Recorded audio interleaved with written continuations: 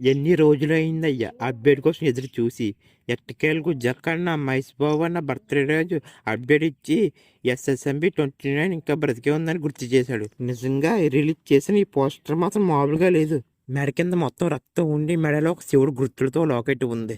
ఇదంతా చూస్తుంటే జక్కన్న ఏదో పెద్దగానే ప్లాన్ చేశారనిపిస్తుంది. ఇది శాంపుల్ మాత్రమే. దీనికి సంబంధించిన బిగ్ అప్డేట్ నవంబర్లో గ్లిమ్స్ వదులుతారంట. నిజంగా ఈ మూవీ మాత్రం ఎవరు ఊహించని రేంజ్ లో ఉంటుందంట. మహేష్ బాబును కూడా మునిపెన్నడు చూడని గెటప్ లో రాజమౌళి చూపిస్తారంట. ఇప్పటికే రామోజీ ఫిలిం సిటీలో ఈ మూవీకి సంబంధించిన 2 షెడ్యూల్ కంప్లీట్ చేశారంట. మిగిలిన షూటింగ్ కోసం నెక్స్ట్ మంత్ సౌత్ ఆఫ్రికా వెళ్తారంట. వన్స్ ఒక్కసారి ఈ మూవీ రిలీజ్ అయితే మాత్రం ఎటువంటి రికార్డులు మిగలవని అర్థమవుతుంది క్లియర్గా.